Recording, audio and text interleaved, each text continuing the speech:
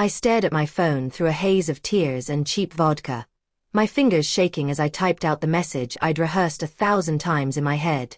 I gave you everything. 3 years of my life, my trust, my future.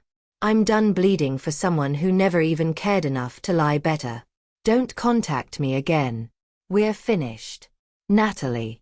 You just watched a broken woman find her strength and a ruthless man discover his weakness. Now you're going to walk away without subscribing? Without seeing if Natalie survives choosing herself? Without knowing if Carlton can become the man she deserves? Don't be the person who starts a story and abandons it when it gets real. Hit subscribe. They've earned that much from you. My thumb hovered over the send button. 3 years. 3 years wasted on a man who'd promised me forever while building a life with someone else behind my back. I'd found the apartment lease with both their names on it. Not just cheating, planning a whole future with her while stringing me along. Send it, my roommate Jenna insisted from the kitchen doorway, ice cream container in hand. You don't owe him anything. Not an explanation, not closure, nothing. She was right. I pressed send before I could chicken out, then immediately hurled my phone onto the couch like it had shocked me. There. Done. I never have to see his lying face or hear his pathetic excuses again. I grabbed the vodka bottle, taking a swig straight from it. I'm done with men. Completely done. I'm going to become one of those women who has cats and a career and zero tolerance for bullshit. That's the spirit. Embrace the cat lady energy. Jenna grabbed my phone from the couch. Although you might want to check. Holy shit. What? I looked up from my aggressive drinking.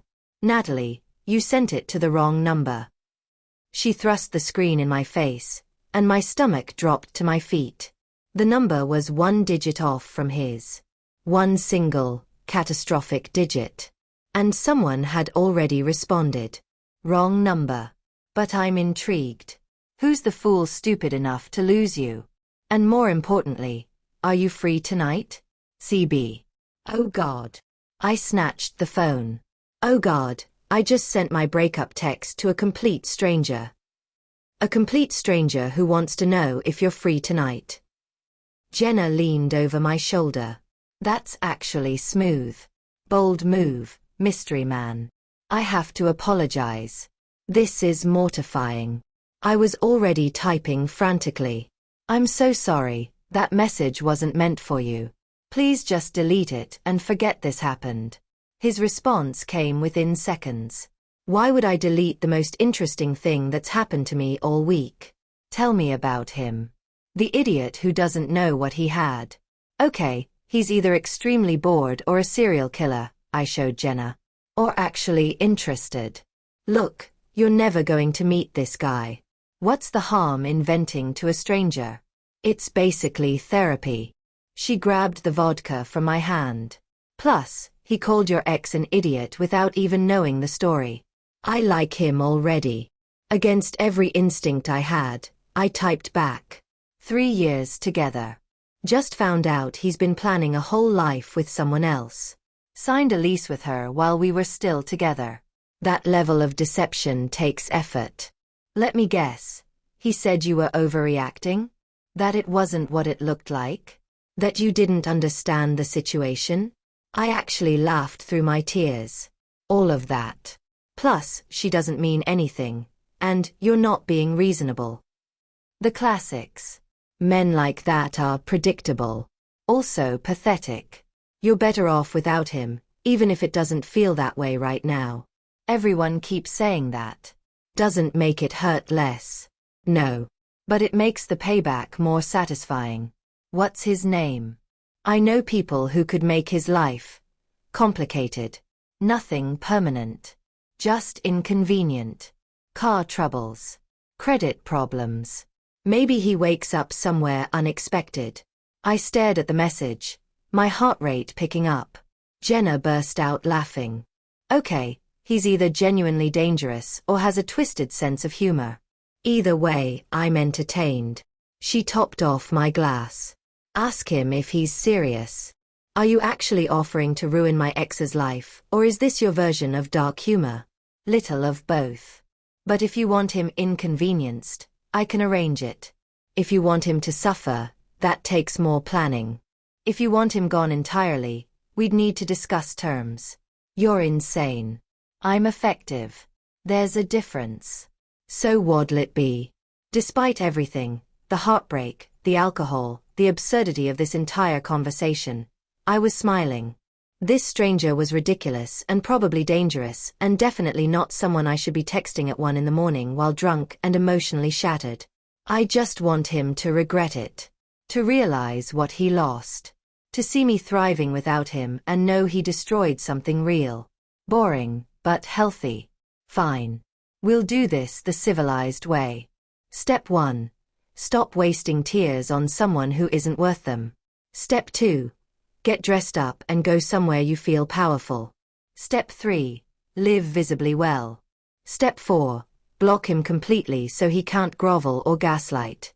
You've done this before. I've seen it done. Successfully and unsuccessfully.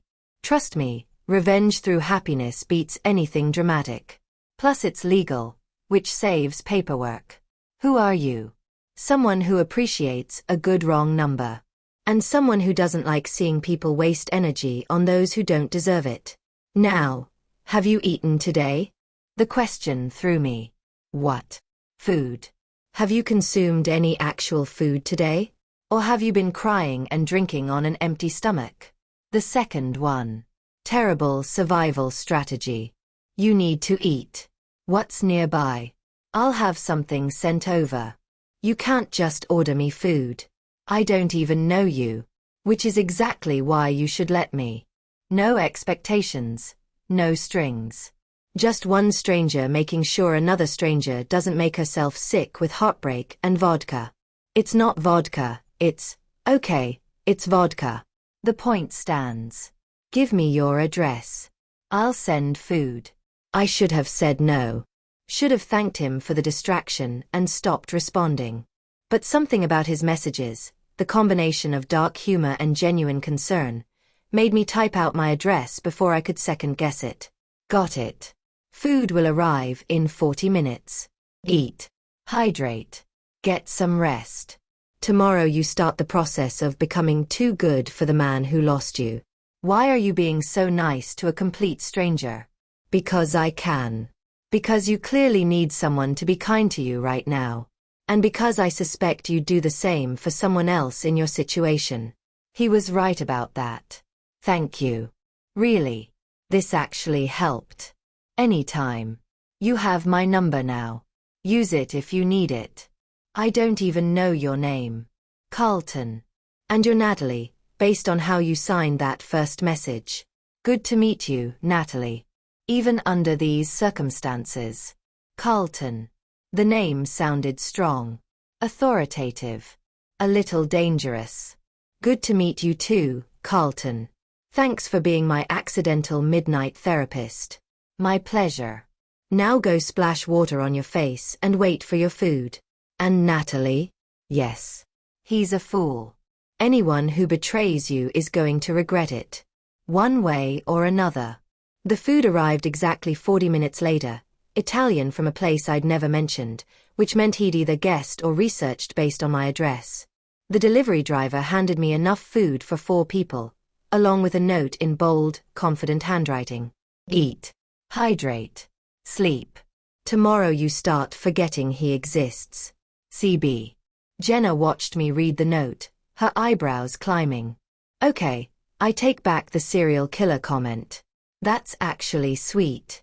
Also slightly stalkerish, but mostly sweet. He knew to order Italian. That's my comfort food. I opened one container to find my favorite pasta dish. How did he know that? Lucky guess. But Jenna looked uncertain. Or he's very good at research. Which is either romantic or concerning. My phone buzzed with another text from Carlton. You opened it. Good. Eat the carbonara first, it doesn't reheat well. And before you ask, I called the restaurant and asked what their most ordered dishes were. Educated guess. I snapped a photo of the spread and sent it back. You sent enough food for a week. This is incredibly generous. Thank you. Consider it an investment in your recovery. Can't have you making life decisions on an empty stomach. I should have stopped there. Should have thanked him one final time and deleted the number. But as I ate the best carbonara I'd ever tasted, I found myself typing. Can I ask you something? Always. Why do you care? You don't know me. This isn't your problem. The response took longer this time. When it came, something in my chest tightened. Let's just say I know what it's like to be underestimated. To give everything to someone who doesn't see your value. I also know what it's like to want revenge. So consider this my way of making sure you get the right kind. What's the right kind? The kind where you win. Where you come out stronger, happier, and completely indifferent to his existence. Where he sees what he lost and knows he'll never get it back. That's real power, Natalie. Everything else is just noise. I stared at my phone, something shifting in my chest. This stranger, Carlton, saw something in me that I'd forgotten was there.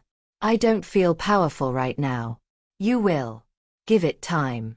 How can you be so sure? Because I'm good at reading people. And you, Natalie Smith, are not someone who stays down. You're just catching your breath. The fact that he'd used my full name made my pulse quicken. He'd looked me up. Found out more about me than just my address. You researched me. I did. Hope you don't mind. I like to know who I'm investing in. Should I be concerned? Probably. But something tells me you're not. He was right. I wasn't concerned. I was intrigued. What else did you find out? That you're an architect. That you have excellent taste in restaurants. That your ex is a corporate lawyer who doesn't deserve you. And that you're far more interesting than you give yourself credit for. That's a lot of information from one address. I'm thorough. It's a personality trait. Or a red flag. Possibly both. Are you afraid? I thought about it. About this stranger who'd somehow made the worst night of my life bearable. Who'd fed me and made me laugh and seen something in me worth investing in. No. I'm not afraid. Good. Fear is boring. Curiosity is much more interesting. So, Natalie, are you curious? My heart hammered in my chest as I typed. About what? About meeting the man who's been texting you. About seeing if this connection translates beyond a screen. About taking a risk on something unexpected. You want to meet? Tonight. I want you to come over. Let me make good on my original offer. Let me help you forget him, even if just for a few hours. Every rational part of my brain screamed danger. But the vodka and heartbreak and something deeper, something reckless and hungry for something real, had me typing. Where? He sent an address. A penthouse in the most expensive part of the city. Come over. I'll make you forget him. I should have said no. Should have thanked him for the food and the conversation and left it at that. Instead, I found myself in the bathroom, washing my face and fixing my hair. You're not actually going, Jenna said from the doorway, her voice caught between concern and disbelief. I am. Natalie, you don't know this man. He could be anyone. He could be dangerous. I know. I met her eyes in the mirror. But tonight I don't care. Tonight, I just want to feel something other than this. 40 minutes later, I stood outside a penthouse door that probably cost more than I'd make in 5 years. My hand shook as I knocked. The door opened, and the world tilted. Carlton Blake didn't smile. He assessed. Tall, broad-shouldered, with dark eyes that seemed to see straight through every defense I had left. He wore an expensive suit like armor, and behind him, I could see men in similar attire moving through the space like shadows. The air hummed with something unspoken. Something dangerous. You came, he said, his voice exactly as I'd imagined. Deep, confident, with an edge that made my skin prickle. I did. Smart woman. Most people don't take risks like this. Most people didn't just have their life destroyed. Something flashed in his eyes. Recognition, maybe. Understanding. No. They didn't. Come in, Natalie. Let's see if I can keep my promise. I should have turned around. Should have recognized the danger in his eyes, in the way his men watched me, in the power that radiated from him like heat. But heartbreak makes fools of us all. And I was about to discover that some distractions come with a price far higher than I'd ever imagined. The Uber dropped me at an address that made my stomach flip. This wasn't just expensive. This was the kind of building where doormen wore better suits than most CEOs. Floor-to-ceiling windows reflected the city lights, and the lobby gleamed with marble that probably cost more per square foot than my monthly rent. Penthouse, I told the doorman, my voice steadier than I felt. He didn't ask my name. Just nodded like he'd been expecting me and gestured toward a private elevator with a gold-trimmed door. Mr. Blake is waiting. The elevator ride felt endless. My reflection stared back at me from polished brass, mascara slightly smudged, eyes still red from crying, wearing jeans and a sweater because I'd been too shattered to care about appearances a few hours ago. What was I doing? Meeting a stranger in his penthouse at 2 in the morning because he'd sent me pasta and told me I deserved better? The doors opened directly into his apartment. Not a hallway. Not a foyer. The elevator was the entrance, which meant this entire floor belonged to him. Carlton Blake stood 20 feet away, phone to his ear, and the sight of him stole whatever remained of my rational thinking.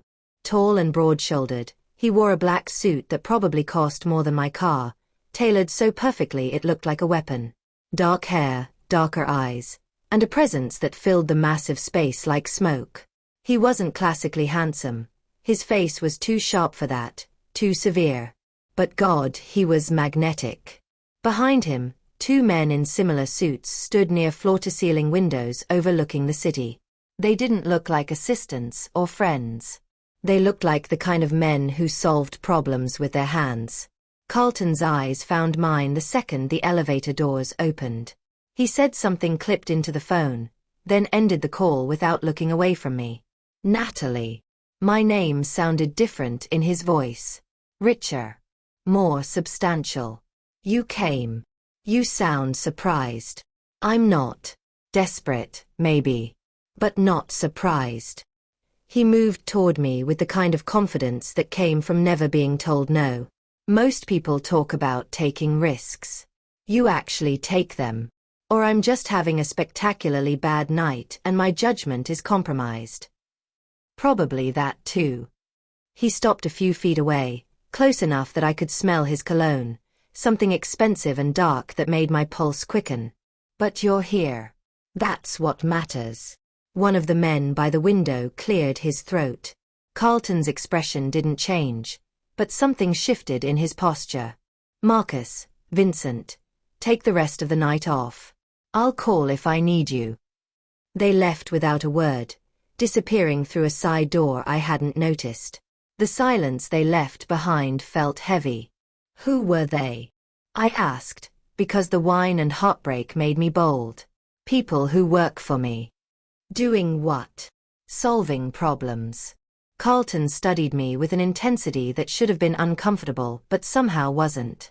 You look like you've been crying. Observant. It's one of my better qualities. He moved toward a bar that took up an entire wall. What are you drinking? I've already had too much vodka tonight. Then you need something better. He poured 2 glasses of amber liquid that caught the light like gold. This will help more than whatever bottom-shelf vodka you were drowning in. He was right about that too, which was starting to become a pattern. I took the glass he offered, our fingers brushing for a moment. The touch sent electricity up my arm. To terrible exes, Carlton raised his glass, and the women who are too good for them. We drank. The liquor burned perfectly, warming me from the inside out. Why did you invite me here? I asked, because I needed to understand this. Needed to know if I'd completely lost my mind or if this stranger actually saw something in me worth salvaging. You don't know me. I could be anyone. You're not just anyone. Carlton set his glass down and moved closer. You're a woman who just had her life destroyed, and instead of collapsing, you're standing in a stranger's penthouse demanding answers. That takes courage. Or stupidity. There's not always a difference. His eyes held mine. I invited you here because your message intrigued me. Because I saw potential in someone who refuses to stay broken. And because I always follow through on my promises. He reached out, his fingers brushing a strand of hair from my face. I told you I'd make you forget him. So tell me, Natalie, do you want to forget? His touch made my skin burn. Made me forget why this was dangerous, why I should leave, why accepting help from a stranger who commanded men like soldiers and lived in penthouses was probably the worst decision I'd ever made. But God, I wanted to forget. Wanted to erase Marcus's face, his lies, the apartment lease with another woman's name on it. Wanted to feel something other than this crushing weight of betrayal. Yes, I whispered. Carlton's smile was slow and dangerous. Then stay. Carlton led me deeper into the penthouse, past windows that framed the city like a painting, past furniture that belonged in magazines, to a terrace I hadn't seen from the entrance. The night air hit my face, cool and sharp, cutting through the haze of alcohol and emotion. One night, he said, leaning against the railing like he owned the sky itself. No questions about who I am or what I do. No consequences, no expectations. Tomorrow you go back to your life and start over. Tonight you're just here. That's it. That's your offer. That's the deal. His eyes found mine in the darkness. You don't ask about my business. I don't ask about your ex. We exist in this moment and nothing else matters. It should have sounded insane. It probably was insane. But standing there with the city spread below us and this dangerous stranger watching me like I was the most interesting thing in his world, I couldn't find a reason to say no. Okay, I agreed. One night. Something shifted in his expression. Satisfaction, maybe. Or hunger. Good. Now tell me something true, Natalie. Not about him. About you. Like what? Anything. Something you've never told anyone. I looked out at the lights, feeling the whiskey and exhaustion and something reckless rising in my chest. Sometimes I design buildings in my head when I can't sleep. Entire structures, floor by floor. I never build them, never show anyone. They just exist in my mind. Why not build them? Because they're mine.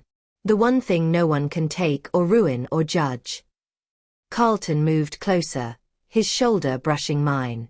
That's the saddest thing I've heard all week. You asked for truth. I did. His hand found mine on the railing, his touch warm and certain. My turn. I hate most people. Find them predictable and disappointing. But occasionally someone surprises me. Makes me remember why I bother with any of this. And I surprised you. You're still here, aren't you? Most people would have run by now. Maybe I'm just too tired to run. Or maybe you're tired of being careful. His thumb traced circles on my wrist, sending heat through my entire body. Tired of doing what you're supposed to do. Tired of being the good one who gets betrayed anyway. He saw too much. Understood too much. It should have terrified me. Instead, I turned toward him, closing the distance between us. What happens now? Carlton's smile was pure sin. Now I keep my promise. His kiss was nothing like I expected. Not gentle or tentative, but consuming. His hands found my waist, pulling me against him, and I stopped thinking about Marcus or consequences or why this was dangerous. I just felt alive and reckless and wanted in a way I'd forgotten existed. We moved back inside, a tangle of hands and heat and desperation. His bedroom was all dark wood and expensive sheets, but I barely noticed. I only noticed him, the way he looked at me like I was something precious and breakable and worth destroying himself for. Last chance to leave, Carlton said against my neck, his voice rough. After this, you're mine for the night. I should have left. Should have thanked him and walked away. Instead, I pulled him closer. Then stop talking and make me forget. He did. God help me, he did. And somewhere between the sheets and the darkness and his hands on my skin, I forgot about Marcus entirely. Forgot about betrayal and heartbreak and 3 wasted years. I forgot everything except the way Carlton Blake made me feel. Seen, desired, and dangerously, impossibly alive. Tomorrow could worry about consequences. Tonight, I was exactly where I wanted to be. Sunlight hit my face like an accusation. I opened my eyes to find myself in a bed that felt like sleeping on a cloud, wrapped in sheets that probably cost more than my entire bedroom set. For a blissful half-second, I couldn't remember where I was. Then it all crashed back. The wrong number. The penthouse. Carlton. I sat up too quickly, my head protesting the movement. The space beside me was empty but still warm, the imprint of his body visible on the pillow. Through floor-to-ceiling windows, the city stretched out in brutal morning clarity. No romantic night lights to soften the reality of what I'd done. I'd slept with a complete stranger.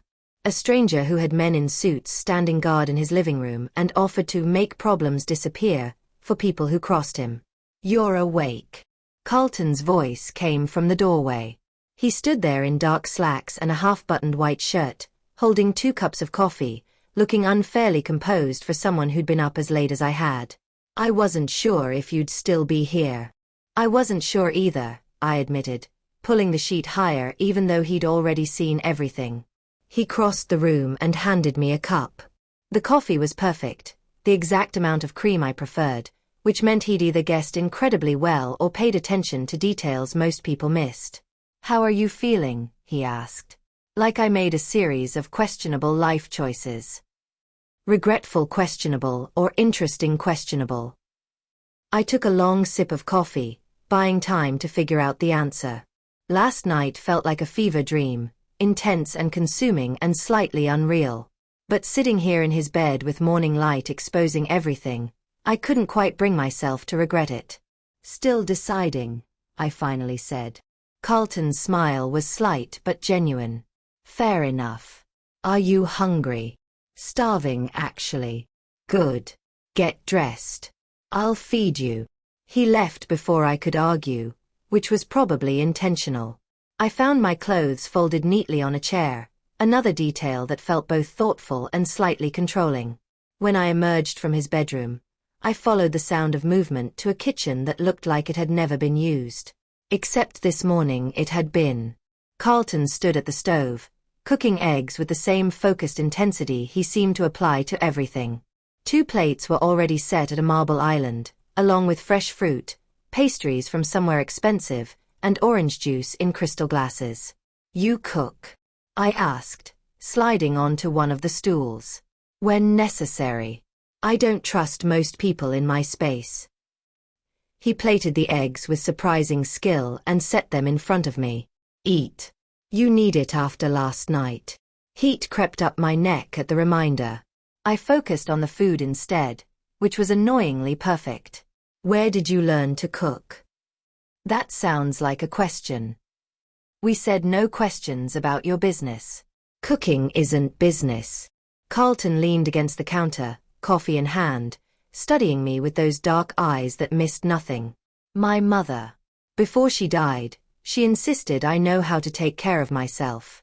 Said relying on others was a weakness." "I'm sorry. About your mother." It was a long time ago. But something flickered across his face. Old pain, carefully controlled. "What about you? Who taught you to be so stubborn?" "No one taught me. I just am." I noticed. He moved closer, standing on the other side of the island. "So what happens now, Natalie? Do you finish your breakfast and leave? Pretend last night never happened." That was the deal, wasn't it? One night, no consequences. That was before. Before what? Before I realized one night wasn't going to be enough. My heart kicked against my ribs. "Carlton, I want to see you again. Properly. Not just as a distraction from your ex or a reckless decision you make at 2 in the morning. His intensity pinned me in place. I want to know you. The buildings you design in your head. The way you take your coffee. Why you're willing to risk everything on a wrong number. You don't even know me. Then let me learn. He reached across the island, his fingers brushing mine. Have dinner with me tonight. Let me show you more of my world. Every rational instinct screamed at me to say no. To thank him for the distraction, leave his number blocked, and never look back. I'd come here broken and desperate, and he'd given me exactly what I asked for. One night to forget. But sitting in his kitchen with morning light streaming through impossible windows, wearing yesterday's clothes and drinking perfect coffee, I didn't want to leave. Didn't want this to be over. What exactly is your world? I asked carefully. Carlton's smile turned dangerous. Come to dinner and find out. But Natalie, if you say yes, you need to understand something. I don't do casual. I don't do halfway. If you walk back into my life, you're choosing to see all of it. The good and the parts that might scare you. Is that a warning? It's a promise. I won't hide what I am from you. But I also won't let you go easily once you're mine. The possessiveness in his voice should have sent me running. Instead, it made something dark and hungry stir in my chest. Marcus had never wanted me like this. Like I was something worth fighting for, worth claiming, worth the risk. One dinner, I heard myself say.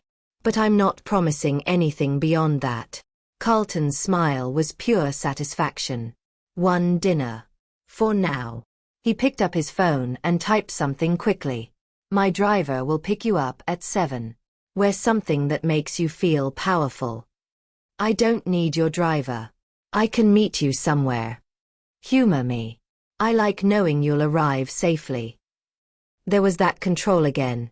The subtle way he managed situations, managed me. I should have pushed back. Should have insisted on maintaining my independence. But part of me, the part that was tired of being careful, tired of being the one who compromised, wanted to let him take care of things. Just for a little while. Fine. 7 o'clock. I slid off the stool, suddenly needing distance to think clearly. I should go. Carlton walked me to the elevator, his hand resting possessively on my lower back. As the doors opened, he pulled me close, his lips brushing my ear. Tonight. Natalie. Don't make me come find you. The threat shouldn't have thrilled me.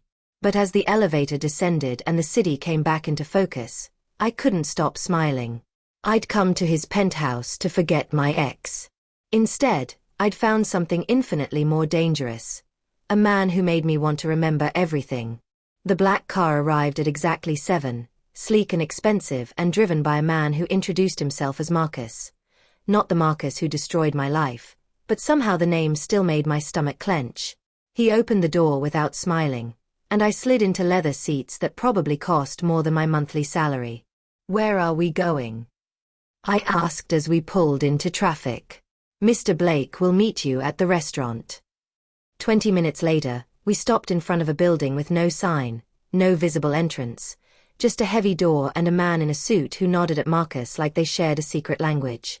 Inside, the restaurant was all dim lighting and quiet conversations, the kind of place where reservations took months and everyone spoke in hushed tones about things that mattered. Carlton stood when he saw me, and the sight of him in a tailored black suit made my breath catch. But it wasn't just him, it was the way everyone in the room seemed aware of his presence. The subtle shift in posture when he moved. The way conversations paused as we passed. You look stunning, he said, pulling out my chair. You look dangerous. His smile was sharp. Good. I'd hate to be misleading. Dinner was perfect. Courses I couldn't pronounce. Wine that tasted like it cost more than my rent. Conversation that flowed too easily for two people who barely knew each other. Carlton asked about my work, my designs, the buildings I kept locked in my head. He listened like my words mattered, like I mattered, and it was intoxicating. But I noticed other things too. The way our waiter approached with deference that went beyond good service. The men in expensive suits at a corner table who watched Carlton with barely concealed respect, or fear. The moment when someone's phone buzzed and 3 people simultaneously checked theirs before relaxing. "Who are you really?" I asked as dessert arrived. Carlton set down his wine glass, studying me with those dark eyes. "What do you think I am?" "Someone powerful. Someone people are afraid of." I leaned forward. "Someone who doesn't just run a legitimate business." Very observant. He didn't deny it, which somehow made it worse. What gave it away? Everything. The guards. The way people look at you. The fact that you offered to make my ex disappear like it was ordering takeout. I kept my voice low. "So tell me the truth. What do you do?" Carlton was quiet for a long moment, and I watched something shift in his expression. A calculation being made, a decision reached. "I run an organization. We handle certain enterprises that operate outside traditional business structures. Import, export, protection, investments that require discretion." The careful words didn't hide what he was really saying. "You're in the Mafia." It wasn't a question. That's a crude term, but essentially accurate. He didn't look away, didn't soften it. "I control territory in this city. I have people who answer to me, businesses that rely on my protection, enemies who would kill me if given the chance." "Is that what you wanted to know?" My heart hammered against my ribs. I should have stood up. Should have walked out and blocked his number and pretended the last 2 days never happened. "Why are you telling me this?" I asked instead. "Because you asked. Because I promised I wouldn't hide what I am." Carlton leaned back, completely at ease despite having just admitted to being a crime boss. "And because I want you to make an informed decision about whether you want to see me again." That's insane. Why would I want to see you again after learning this? "Because you haven't left yet." His eyes held mine. "Because some part of you is curious about what this could be. Because I see you, Natalie, really see you, in a way your ex never did. In a way most people never will." "That's not enough. You just told me you're a criminal." "I told you I'm powerful. There's a difference." He signaled for the check, which appeared instantly. "I won't force you into my world. If you want to leave right now, Marcus will take you home and you'll never hear from me again. But if you stay, if you choose this, you need to understand what you're choosing." "And what am I choosing?" Carlton stood and offered me his hand. "Come with me. Let me show you." I should have called a cab. Should have run. But I took his hand, and he led me out of the restaurant to where a different car waited. Bigger, darker, with tinted windows that reflected the city lights like armor. We drove in silence to a building in a part of town where lawyers worked and money moved invisibly. Carlton's hand stayed on my knee, possessive and grounding, as we took an elevator to the top floor. The doors opened onto an office that looked more like a war room. Maps covered one wall, marked with territories and boundaries I didn't understand. Men in suits stood around a conference table covered in papers, all of them going silent when we entered. "Gentlemen," Carlton said calmly, "give us the room." They left without question, and suddenly I was alone with him in a space that hummed with danger and power. "This is what I do," Carlton said, gesturing to the maps, the papers, the empire laid bare. "I control this city from the shadows. I protect what's mine, destroy what threatens me, and build something that will last long after I'm gone." He turned to face me. "I'm not a good man, Natalie. I've done things that would horrify you. But I'm honest about what I am. Why show me this? Because I want you in my life. And I need you to understand what that means." He moved closer, his intensity almost overwhelming. "I can give you everything, protection, luxury, a world where no one will ever hurt you again. But it comes with darkness, with danger, with choosing to stand beside someone the world calls a monster." "You're asking me to be with a criminal." "I'm asking you to be with me. All of me. No illusions, no lies, No pretending I'm something I'm not. His hand cupped my face. So make your choice, Natalie. Walk away and be safe. Or stay and be mine. I didn't walk away that night. I should have, but I didn't. And Carlton took that silence as the answer it was. A dangerous, reckless yes to something I didn't fully understand. The next 3 weeks blurred together like a fever dream. Carlton pulled me deeper into his world with the same careful precision he applied to everything else. Dinners at restaurants where we were always given the best table, where chefs came out personally to ask his opinion. Nights at his penthouse where I'd wake to find him on the phone speaking in low, clipped tones about shipments and territories and problems that needed solving. Mornings where he'd make me coffee and ask about my designs like I was the most important thing in his universe. He was careful with me at first. Kept the darkest parts of his business at arm's length, introduced me to his world in measured doses. But I noticed things. The way his men looked at me now, with respect tinged with wariness, like I was something precious that belonged to him. The gun I'd glimpsed in his desk drawer. The night I'd woken to find him gone, only to have him return at dawn with blood on his shirt cuff that he claimed was nothing. Come with me tonight, he said one evening, pulling me into his arms as I tried to leave for my own apartment. I'd been spending more nights at his place than my own, and Jenna had started asking questions I couldn't answer. I have a meeting. I want you there. Carlton, I don't think. I want them to see you. Want them to understand that you're under my protection. His fingers traced my jaw. Please. I'll keep you safe. The meeting was in a warehouse that smelled like concrete and motor oil. Men in expensive suits stood in clusters, and the tension in the air was thick enough to choke on. Carlton kept me close, his hand possessive on my waist as he introduced me to men with names I'd forget and faces I wouldn't. This is Natalie, he said simply, and the way he said my name made it clear I wasn't just some woman he was seeing. I was his. The claiming was subtle but absolute. I watched him work, calm and commanding, negotiating deals I didn't fully understand with men who looked at him like he was either salvation or death. He never raised his voice, never threatened overtly, but power radiated from him like heat. These men feared him, respected him, would die for him or kill at his word.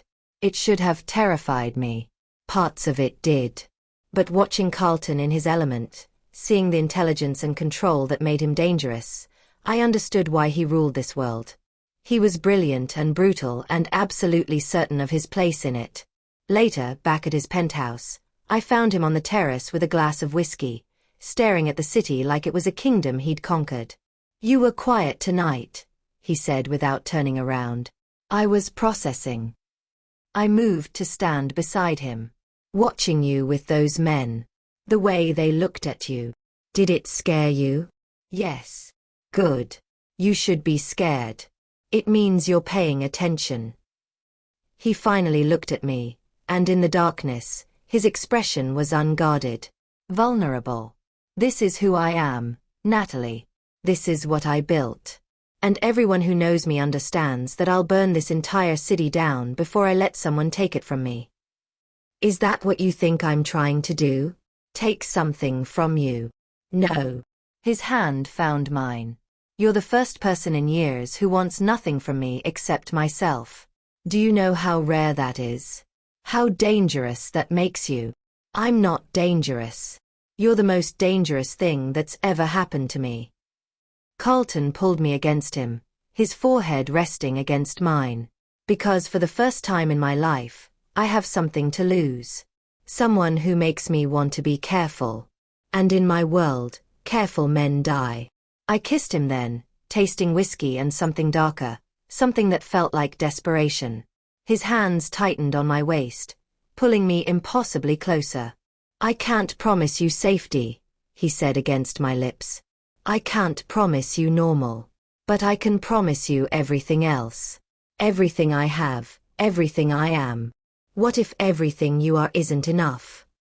Then tell me what you need, and I'll become it. The words should have sounded hollow.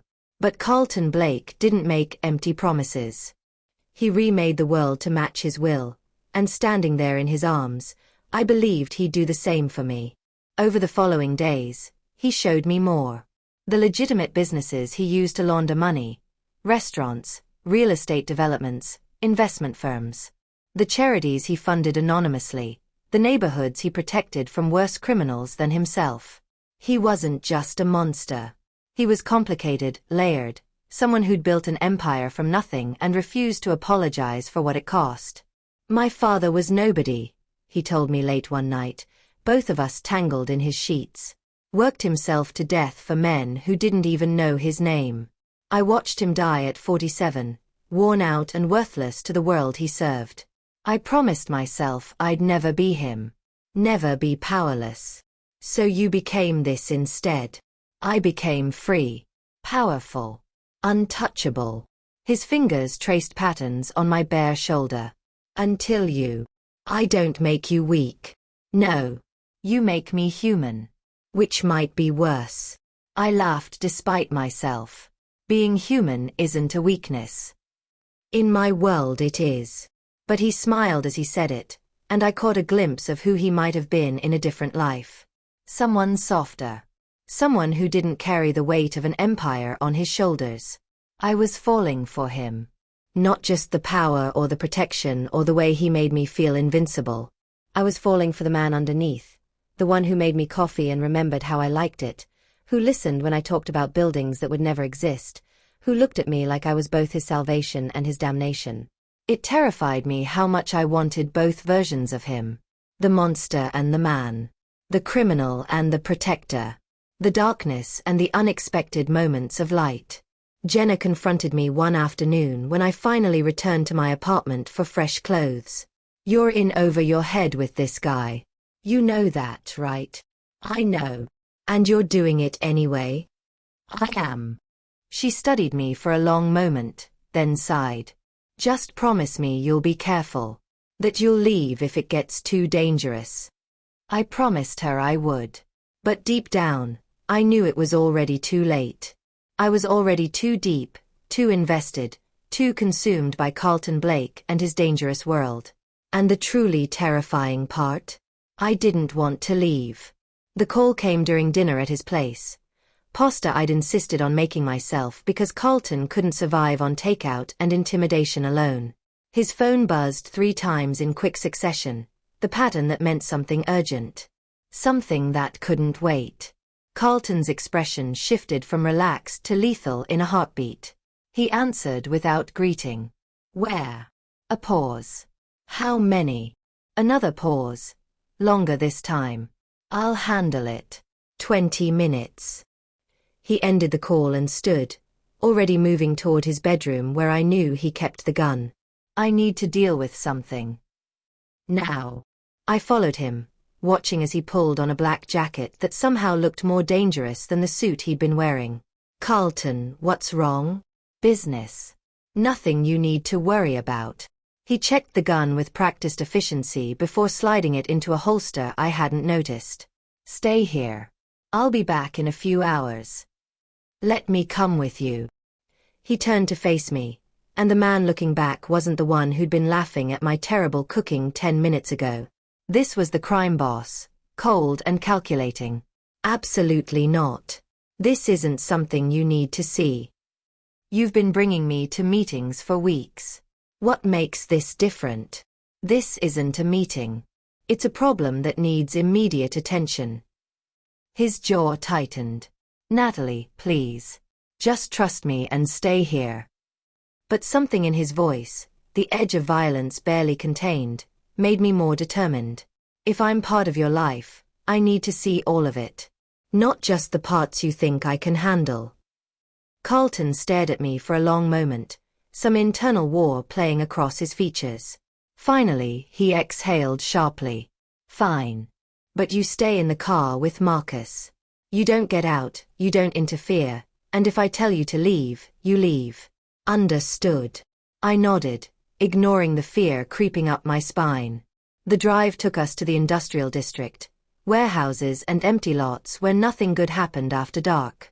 Carlton made a call, his voice sharp with orders I only half understood. When we pulled up to a building with no lights, 3 cars were already there. Stay here, Carlton ordered, then looked at Marcus. Keep her safe. Anyone gets near this car, you know what to do. I watched through tinted windows as Carlton disappeared inside with 4 of his men. Minutes ticked by. 5. 10. Then I heard it, shouting, loud and angry, followed by a sound that made my blood run cold. A gunshot. We need to go, Marcus said, already reaching for the keys. No. Wait. My hands were shaking, but I couldn't leave. Couldn't drive away not knowing if Carlton was alive or bleeding out in some warehouse because of whatever business had gone wrong. Then the door burst open and Carlton emerged, dragging a man by the collar. Even from the car, I could see the blood, on Carlton's knuckles, on the other man's face, splattered across Carlton's white shirt like a Jackson Pollock painting. 2 more of Carlton's men followed, supporting someone between them who wasn't moving. The man Carlton had been dragging was thrown to the ground, and I watched in horror as Carlton pulled out his gun. No, I whispered, but the window was up and he couldn't hear me. Carlton said something I couldn't make out. The man on the ground was begging, hands raised, words tumbling out desperately. Carlton listened with no expression at all, then aimed the gun at the man's leg and fired. The man's scream pierced through the car's expensive soundproofing. Carlton fired again, the other leg. Methodical. Controlled. Then he crouched down, said something else, and walked away while the man writhed on the concrete. He climbed into the front seat, and when his eyes met mine in the rearview mirror, they were empty. Dead. This wasn't the man who made me coffee or listened to my dreams. This was something else entirely. Drive, he told Marcus. We rode in silence, the smell of gunpowder and blood filling the car. When we finally pulled up to his building, Carlton spoke without turning around. You should go home tonight. Carlton. Please, Natalie. Just go home. His voice was rough, strained. You saw what you wanted to see. Now you know what I really am. Marcus drove me to my apartment without being asked. I stumbled inside, past Jenna's concerned questions, and locked myself in my room. But I couldn't stop seeing it. The blood, the calculated violence, the way Carlton had shot that man like it meant nothing. Like human suffering was just another business transaction. My phone buzzed hours later. A single text from Carlton. I'm sorry you had to see that. I understand if you need space. But he stole from me. Betrayed me. In my world, there are consequences. There always are. I stared at the message, my hands still shaking. The fantasy I'd been building, that Carlton was just misunderstood, that his world was dangerous but somehow romantic, shattered like glass. This wasn't a movie. This wasn't some thrilling adventure where the mobster had a heart of gold beneath the violence. Carlton Blake had shot a man in cold blood while I watched. Had maimed him without hesitation, without mercy. And the truly terrifying part was that he'd probably done worse. Would do worse again. I'd been falling in love with a monster. And tonight, I'd finally seen his fangs. I didn't answer Carlton's texts for 3 days. Didn't take his calls. Threw myself into work and tried to pretend I could go back to the person I'd been before a wrong number changed everything. But my apartment felt too quiet, too empty. And every time I closed my eyes I saw blood on concrete and Carlton's dead expression as he pulled the trigger. Jenna made me tea and didn't push, which somehow made it worse. She'd warned me. Everyone had warned me. And I'd ignored them all because Carlton made me feel alive in a way I'd never experienced. On the 4th day, I came home from work to find Marcus standing outside my building. Mr. Blake would like to see you, he said. No greeting. No apology for ambushing me. Tell him I'm not ready. It's not a request, Miss Smith. We have a situation. Something in his tone made my blood run cold. What kind of situation? The kind that Safer discussed inside. Please. It's important. 20 minutes later, I was back in Carlton's penthouse for the first time since that night. He stood by the windows, still wearing a suit from whatever business he'd been conducting, but he looked different. Tired. strained. When he turned and saw me, relief flooded his features before he could hide it. Thank you for coming. His voice was careful, controlled. I know you don't want to see me. What's the situation, Carlton? Marcus made it sound urgent. He moved to his desk and picked up a phone, tapping the screen before handing it to me. The photo made my stomach drop. It was me, walking into my office building, taken from across the street with a telephoto lens. Professional. Deliberate. There are 5 more, Carlton said quietly. You getting coffee. Leaving your apartment. Meeting Jenna for lunch yesterday. Someone's been following you for at least a week. My hands started shaking. Who? The Volkov family. They're Russian, been trying to move into my territory for months. I've been pushing back, and apparently they decided the best way to hurt me is through you. His jaw tightened. I have men watching you now. You've been safe, but Natalie, they know who you are. They know what you mean to me. What I mean to you. Carlton, we're not even. I haven't spoken to you in days. Doesn't matter. They saw us together. Saw how I look at you. He moved closer, and I could see the fear beneath his controlled exterior. You became a target the moment I let you into my world. And I'm sorry. God, I'm so sorry. But we need to deal with this. Deal with this how? More violence. More blood.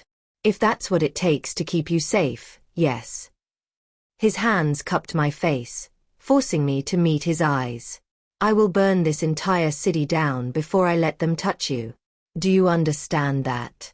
I will start a war that leaves bodies in the streets if it means you live. That's insane. That's love. The word hung between us, raw and terrifying. I'm in love with you, Natalie. I didn't mean for it to happen, didn't want this weakness, but here we are. And now you're in danger because of me. Tears burned my eyes. You can't just say that. You can't tell me you love me in the same breath you're talking about starting a war. Why not? It's the truth. Both parts. Carlton's thumb brushed away a tear. I love you. And I'll kill anyone who tries to hurt you. Those things aren't separate for me. My phone buzzed. An unknown number. I looked at Carlton, who nodded grimly, and opened the message. The photo was of Jenna, leaving her office building. The caption read, "Pretty friend. Would be a shame if something happened to her. Tell Blake to back off our territory, or we start taking things he cares about." The phone slipped from my hands. Carlton caught it, read the message, and his expression went from controlled to murderous in a heartbeat.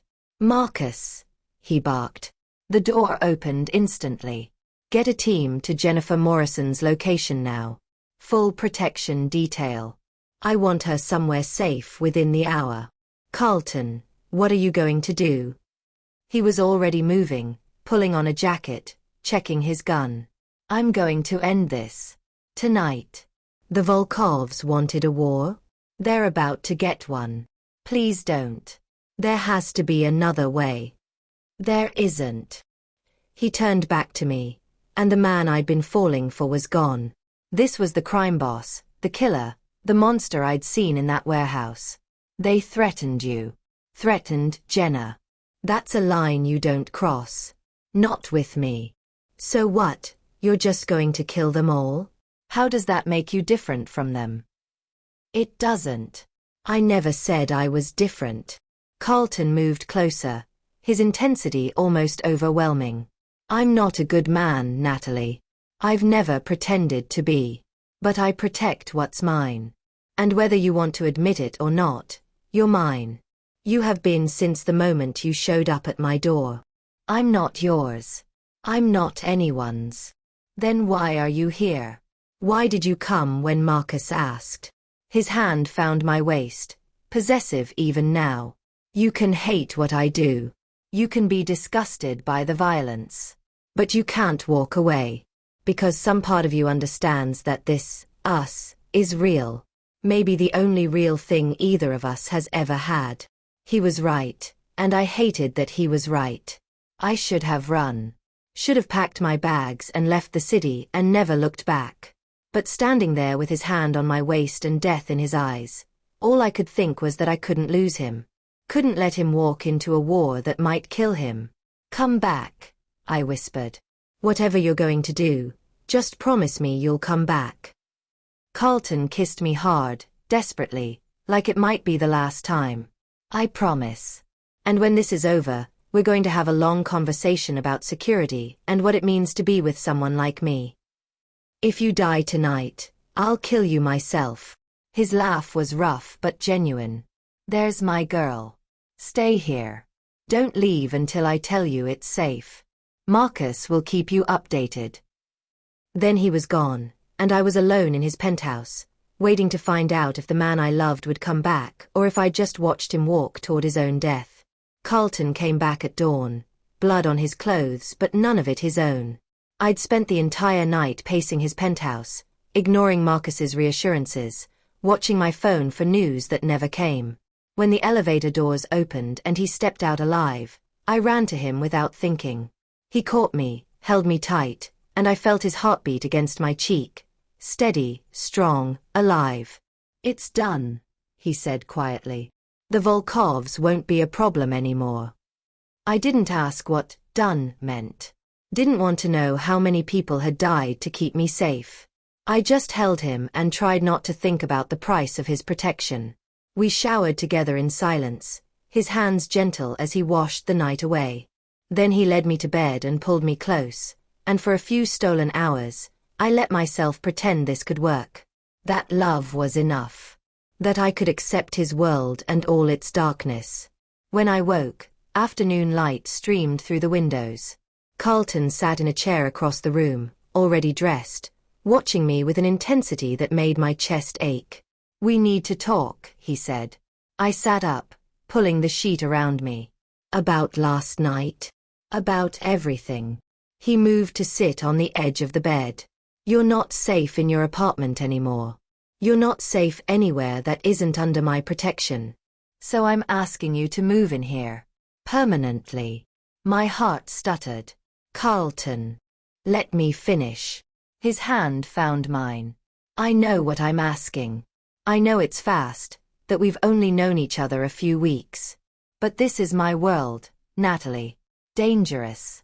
Unforgiving. The only way I can keep you safe is if you're with me. Always. You mean if I'm under your control? I mean if you're under my protection. There's a difference. Is there? I pulled my hand away, something crystallizing in my chest. You want me to give up my apartment, my independence, my life. Move into your fortress and let you dictate where I go, who I see, how I live. I want you alive. Everything else is negotiable. No, it's not. I stood, needing distance to think clearly. You're asking me to trade one cage for another. Marcus kept me in a cage built of lies and manipulation. You want to keep me in one built of bodyguards and bulletproof glass. Carlton's expression hardened. That's not fair. I'm trying to protect you. By controlling me. By making every decision about my safety, my life. Tears burned my eyes, but I refused to let them fall. I love you, Carlton. God help me, I do. But I can't do this. I can't lose myself again. You won't lose yourself. I would never. You already are. The words burst out of me. I'm spending every night here instead of my own home. I check with Marcus before I go anywhere. I'm planning my life around your schedule, your security, your world. I'm disappearing into you the same way I disappeared into Marcus. And I swore I'd never do that again. Carlton stood, his control slipping. This is different. I see you. I value you. Everything I'm doing is to keep you safe. Everything you're doing is to keep me yours. I moved to where my clothes lay folded on a chair, started dressing with shaking hands. And maybe that's love in your world. Maybe protection and possession are the same thing. But I need more than that. I need to be my own person. Need to know I can survive without someone else defining my existence. So what are you saying? His voice was dangerous now, the crime boss showing through the cracks. You're just leaving? After everything? I'm choosing myself. For the first time in my life, I'm choosing me. I finished dressing and turned to face him, and seeing the pain in his eyes nearly broke my resolve. I gave 3 years to Marcus because I thought love meant sacrifice. Thought it meant making myself smaller so he could be bigger. Then I met you, and you made me feel powerful. Important. Like I mattered. You do matter. You matter more than anything. But only within your world. Only as long as I stay in the cage you've built, no matter how beautiful you make it. I crossed to him, put my hand on his chest, felt his heart racing. I can't trade one form of captivity for another. Even if this cage comes with love. Natalie, please. His hand covered mine, desperate. I'll give you space. Freedom. Whatever you need. Just don't walk away. Can you really? Can you let me live my own life when you know I'm in danger? Can you watch me leave every day not knowing if the next rival family will target me? Can you stop being who you are? The silence that followed was answer enough. I didn't think so. I pulled away before I could change my mind. You're a good man, Carlton. Better than you think you are. But you're also a criminal, a killer, someone who solves problems with violence. And I can't be the person who stands beside that. I can't lose myself trying to love you.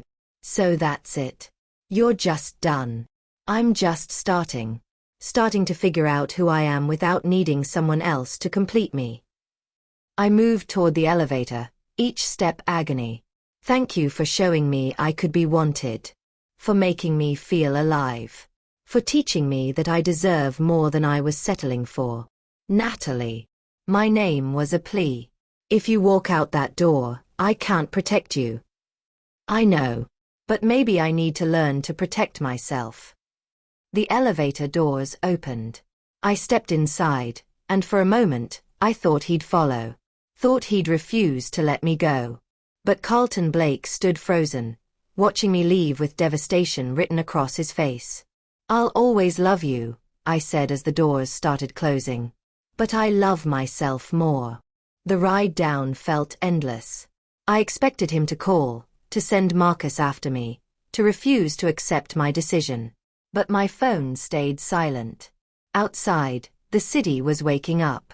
People rushed to work, lived their ordinary lives, completely unaware of the criminal empire operating in the shadows. I hailed a cab and gave my address, my own address, where I'd rebuild my life on my own terms. My phone buzzed once. A final message from Carlton. You're right. You deserve better than what I can give you. But if you ever need me, if you're ever in danger, call. I'll burn the world down to keep you safe. That doesn't end just because we do. CB. I didn't respond. Just watched the city pass by, feeling the weight of the choice I'd made. It hurt. God, it hurt worse than Marcus's betrayal, worse than anything I'd ever experienced. But beneath the pain was something else. Something fragile and new. Freedom. For the first time in my life, I belonged only to myself. No ex-boyfriend defining my worth. No crime boss protecting me into captivity. Just me, choosing my own path, making my own mistakes, building my own life. It would be hard. Lonely. Terrifying. But it would be mine. And that was worth more than any empire Carlton Blake could offer.